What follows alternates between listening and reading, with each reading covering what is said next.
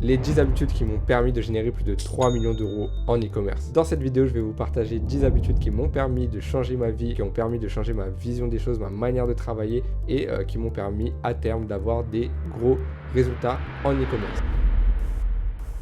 Avant de commencer la vidéo, je voulais juste vous demander de vous abonner si jamais le contenu que je fais vous plaît. N'hésitez pas non plus à mettre un petit like et un petit commentaire en me disant ce que vous avez pensé de la vidéo et en me disant si vous appliquez vous aussi ces 10 habitudes dans votre vie. Et n'oubliez pas de me rejoindre sur mon canal Telegram gratuit, le lien est disponible dans la description. Tous ceux qui rejoignent mon canal Telegram, vous avez un accès gratuit aux premières vidéos de ma formation payante. Donc c'est vraiment un cadeau que je vous fais et une fois sur le Telegram, vous aurez beaucoup de conseils, d'astuces, de témoignages exclusifs que vous ne verrez nulle part ailleurs. Alors je vous y attends avec plaisir. Donc l'habitude numéro 1 qui est à la fois la plus importante pour moi, c'est le fait d'être organisé, de savoir s'organiser. Pourquoi? Parce que le temps c'est de l'argent, donc ça va être très important pour vous de vous organiser correctement en fonction de votre emploi du temps, peu importe votre situation, que vous soyez au chômage et que vous ayez tout le temps, toute la journée, ou bien que vous ayez un travail, que vous soyez étudiant et que vous n'ayez pas beaucoup de temps. Dans tous les cas, il va falloir s'organiser. Vous allez devoir planifier votre travail, planifier vos tâches, planifier vos journées, dédier des heures de travail sur votre business à chaque fois, donc chaque jour, pour que ce soit vraiment précis et que vous sachiez exactement ce que vous devez faire et au moment auquel vous devez le faire. Ça vous évite de vous retrouver devant votre ordinateur à pas savoir quoi faire ou alors de trop procrastiner parce que vous ne savez pas vraiment où aller, vous ne savez pas ce que vous devez faire. Donc vraiment, moi j'utilise un tableur tout simple qui me permet de mettre les jours de la semaine, lundi, mardi, mercredi, jeudi, vendredi, samedi et dimanche, et dessus je mets des tâches en mettant les tâches les plus importantes le matin, comme ça directement c'est fait. Je vous recommande vraiment de vous organiser de cette manière ou en ayant un agenda, peu importe, franchement la méthode elle va pas changer grand chose, surtout si vous démarrez, mais ce sera très important de vous donner des tâches à faire à chaque jour pour avancer vers vos objectifs et toujours de les respecter. Donc, typiquement de 18h à 20h vous faites de la recherche produit le lundi, de 18h à 20h le mardi vous commencez à faire de la recherche concurrentielle pour les produits que vous avez trouvés la veille. Le mercredi vous allez valider le produit que vous voulez tester et commencer à préparer la page produit ainsi que le site de 18h à 20h. Le jeudi vous allez faire les créatifs de 18h à 20h. Le vendredi testing de 18h à 20h. Samedi, on passe le temps de 18h à 20h à faire la recherche produit pour la semaine d'après. Et le dimanche, vous analysez les résultats parce que ça fera 48 heures de testing et ainsi de suite. Donc ça, c'est vraiment un exemple que je vous donne, mais vraiment, organisez-vous, ça va vraiment changer votre vie. La deuxième routine que j'ai mis en place, la deuxième habitude que j'ai mis en place, c'est de me réveiller à la même heure. Donc ça, c'est vraiment un truc qui, moi, m'aide beaucoup. Je sais pas si ça va aider beaucoup de gens, mais moi, en tout cas, ça m'a beaucoup aidé. Pourquoi? Parce que ça a permis à mon cerveau d'être réglé, de savoir exactement à quelle heure il doit se réveiller. Et du coup, j'ai mes heures pour me coucher et j'ai aussi mes heures pour me réveiller. Du coup, je suis toujours en forme. Je suis toujours en forme parce que maintenant, mon cerveau, il a compris. Et du coup, je m'endors automatiquement à peu près aux mêmes heures et je me réveille automatiquement à peu près aux mêmes heures et je sais que je dois faire dès que je me réveille les premières tâches, etc. Donc, ça suit aussi le point numéro 1 avec le fait de s'organiser. Le point numéro 3, c'est qu'il faut arrêter de procrastiner. Donc ça, c'est vraiment une habitude que j'ai mis en place. C'est-à-dire qu'à chaque fois que je vois que je procrastine plus de 5 minutes, alors je me mets de l'eau froide sur le visage et du coup, ça me permet de me réveiller et de me dire ok, il faut que tu te bouges. Donc généralement, je me lève parce que souvent ça m'arrive quand je suis sur mon bureau. J'ai un moment je lâche un peu. Et dans ce cas-là, j'essaye de me lever, d'aller prendre un verre d'eau, d'aller prendre un petit jus d'orange, un truc qui peut me faire du bien, boire un petit coup. Je mets un petit peu d'eau sur le visage et j'y retourne. Et là, j'y retourne encore en meilleure forme. Donc vraiment, procrastiner quand vous ne faites déjà rien de base, c'est très grave. Il faut tout de suite essayer de passer à l'action. Si vous avez planifié vos tâches, du coup, vous savez ce que vous devez faire. Donc, normalement, vous n'allez pas procrastiner. Mais pendant que vous travaillez, ça peut arriver d'avoir des moments où ça devient un peu difficile. Dans ces cas-là, n'hésitez pas à quitter votre bureau 2-3 minutes, prendre un petit peu l'air, prendre un truc à boire, se mettre un petit peu d'eau sur le visage et y retourner. La quatrième habitude, c'est l'alimentation et l'hydratation. Donc ça, c'est super important aussi. Moi, je faisais pas super attention, surtout à mon hydratation, parce que j'ai toujours plus ou moins mangé correctement. Donc l'alimentation, ça va. Je fais pas trop d'écart. Je mange pas très gras, je mange jamais beaucoup, donc voilà, j'ai pas l'estomac blindé après manger, et du coup j'arrive pas à bosser, etc. Pas trop ce problème là, mais par contre l'hydratation c'est super important. C'est pour ça que maintenant j'ai toujours une petite gourde d'eau à côté de moi et ça me fait du bien aussi quand j'ai des petits coups de mou, parce que boire un petit coup, franchement, ça me redonne de la force. Et moi, je peux vraiment vous inviter à faire ça. Si vous avez vraiment du mal à boire de l'eau, dans ce cas-là, vous pouvez essayer de boire des jus sans trop de sucre, parce que le sucre, ça peut vite vous casser, ou essayer des gourdes qui peuvent vous donner du coup, voilà, il y a une marque qui fait ça, et ou alors, je sais pas, des Red Bull ou des trucs comme ça, mais avec le moins de sucre possible. Vraiment, je vous recommande pas de prendre du sucre, et je peux vous garantir que ça va vraiment vous faire du bien. Dans tous les cas, gardez votre corps hydraté, essayez de manger correctement, et vous allez voir que automatiquement automatiquement votre cerveau il sera en meilleure forme pour travailler. Numéro 5, c'est l'activité sportive régulière. Donc ça, j'en ai toujours fait. J'ai toujours fait du sport depuis que je suis petit, donc ça, il n'y a pas vraiment de problème par rapport à ça pour moi. Mais clairement, insérer une routine de sport 3 fois par semaine, clairement, ça va vous faire du bien. Parce que si votre corps se sent bien, dans ce cas-là, votre mental vous irez bien. Et du coup, votre cerveau, comme il ira bien, il va mieux travailler. Vous serez plus focus au moment où vous bossez. À savoir que lorsque vous faites du sport, vous sécrétez de la dopamine. Donc c'est de l'hormone pas du bonheur. Je vais peut-être dire n'importe quoi, mais bref, c'est une hormone qui vous fait vous sentir bien.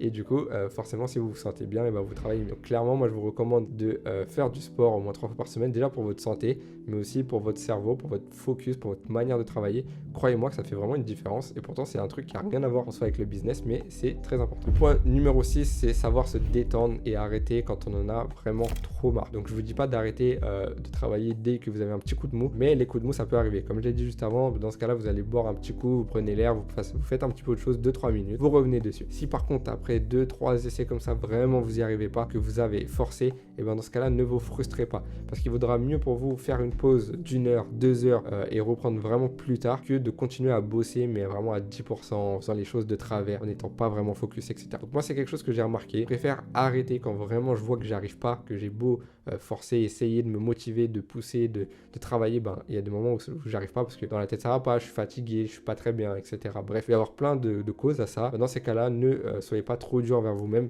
Faites une petite pause, 1 heure, 2 heures, 3 heures, reprenez le lendemain matin même s'il faut, mais surtout ne faites pas ça en vous donnant une excuse, en vous disant bon j'en ai un petit peu marre, vas-y j'arrête et je vais pas trop forcer, c'est pas grave, je ferai ça plus tard. Vraiment en cas de dernier recours quoi. Si vraiment vous n'arrivez pas, que vous avez fait le maximum, que vous essayez de vous forcer et que ça passe pas, faites une pause et passez à autre chose. Clairement ça peut vous aider parce que sinon vous allez créer de la frustration, le travail va peut-être être bâclé, ça va pas être bien fait, donc vaut mieux faire ça correctement à un autre moment que à moitié bien lorsque vous n'êtes pas bien. Point numéro 7, ça va être de se fixer des objectifs, ça c'est super important. Vous pouvez vous fixer des objectifs journaliers, hebdomadaires, mensuels, annuels, trimestriels, peu importe comme vous voulez. Moi je vous recommande d'avoir vraiment des objectifs sur chaque période de temps. Journalier, vous avez un objectif par exemple aujourd'hui tester un produit, demain faire de la recherche produit, après-demain faire de la recherche concurrentielle, après-demain tester le produit suivant, etc., etc. Donc ça va vous permettre d'avoir des objectifs journaliers. Et il y a aussi des objectifs hebdomadaires, par exemple 2 testings par semaine ou créer 2 sites par semaine, puis créer 2 sites et un testing par semaine, etc. Bref, peu importe ce que vous voulez, mais vraiment donnez-vous des objectifs hebdomadaires, journaliers, mensuels. Là, mensuel, ça sera plutôt, par exemple, avoir un winner, faire 10 000 euros de chiffre d'affaires, faire 15 000 euros de chiffre d'affaires, peu importe les objectifs que vous avez envie. Ensuite, trimestriel, faire 100 000 euros de chiffre d'affaires sur le trimestre, gagner 3 000 euros par mois grâce à mon business en ligne le trimestre prochain. Et pareil, annuel, du coup, d'ici l'année prochaine, quitter mon travail pour vivre pleinement du e-commerce. Ça peut être des objectifs comme ça. Là, c'est vraiment des idées que je vous donne un peu au hasard, mais je pense que c'est des objectifs qui sont intéressants. Et le fait de faire ça, ça va vraiment vous donner une vision et un angle de vue sur ce que vous faites et ça va vous aider à avancer. Donc tout ça, ça suit, c'est un ordre logique entre le fait de programmer vos journées, de vous hydrater, de dormir correctement, de faire du sport, etc. Et ça va vous faire avancer vers vos objectifs que vous aurez définis au préalable. Et du coup, vous allez pouvoir définir vos tâches encore mieux. Vous allez pouvoir programmer vos journées encore mieux. Donc faites-le et clairement, vous allez voir que ça va vous pousser à aller encore plus loin. L'habitude numéro 8, ça va être de prendre 10 minutes chaque soir pour faire un petit récap de ce que vous avez fait la journée. Essayez d'avoir en tête, avoir un jugement aussi sur ce que vous avez fait pour savoir si vous l'avez fait correctement ou mauvais, ou si vous avez été mauvais, si c'était pas trop un bon jour ou si vous avez bien bossé au contraire, etc. Juste un petit récap de 10 minutes. Vous pouvez être dans votre lit tranquillement, vous poser et juste réfléchir. Qu'est-ce que j'ai fait aujourd'hui? Est-ce que je l'ai bien fait? Est-ce que c'était cool? J'ai passé une bonne journée, etc. Juste ça pour pouvoir attaquer la journée d'après de la meilleure des manières. Si vous avez fait une bonne journée, tant mieux. Du coup, vous allez arriver en forme pour le jour suivant. Vous aurez un bon état d'esprit, un bon mindset. Vous aurez bien avancé. Si vous n'avez pas bien bossé, alors essayez de prendre 10 minutes justement pour comprendre qu'est-ce qui n'a pas été. Est-ce que vous étiez fatigué? Est-ce que vous avez des soucis personnels? Est-ce que c'était dans votre tête, etc.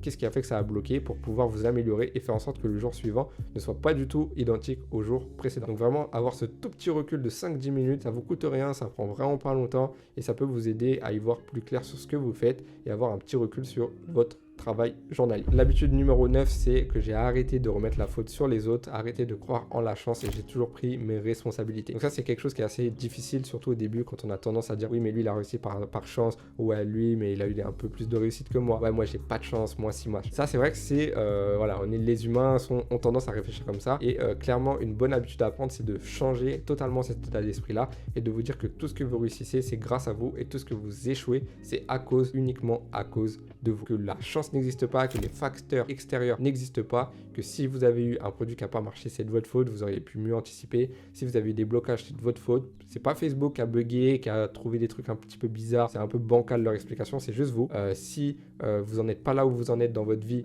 actuellement, que vous gagnez pas bien votre vie, que vous êtes triste, etc., c'est de votre faute. C'est pas parce que on vous a jamais parlé de business avant, c'est pas parce que vous avez jamais fait de formation ou autre, c'est juste de votre faute. C'est juste vous qui vous êtes pas renseigné, c'est juste vous qui n'avez pas pris les bonnes décisions au bon moment, c'est juste vous qui vous êtes pas bougé pour changer votre vie. Donc voilà, essayez d'assumer même si c'est dur et assumez aussi quand c'est positif. Quand vous avez des très bons résultats, même si vous avez fait une formation, c'est pas grâce à la formation, c'est grâce à vous. Parce que sans votre travail, vous n'auriez pas avancé. Donc vraiment avoir cet état d'esprit où vous dites que tout ce qui vous arrive dans la vie, c'est grâce ou à cause de vous, pour ne jamais prendre en compte les facteurs extérieurs. Même s'ils peuvent exister, ça on est d'accord, oui il peut y avoir un peu de chance, oui il peut y avoir de la réussite, oui vous pouvez faire la bonne rencontre au bon moment, etc. C'est vrai, tout ça c'est vrai, mais essayez de ne pas le prendre en compte. Comme ça vous allez avancer. Si des bonnes choses arrivent, tant mieux pour vous, et si des mauvaises choses arrivent, vous serez le seul responsable pour les régler. Donc c'est très important et je pense que c'est super important pour votre mindset de manière générale. Et le dernier point, c'est toujours continuer à se former. Ça c'est une habitude qu'il faut avoir, même quand vous commencez à avoir du succès, continuez à vous former auprès de gens qui ont encore plus de succès que vous,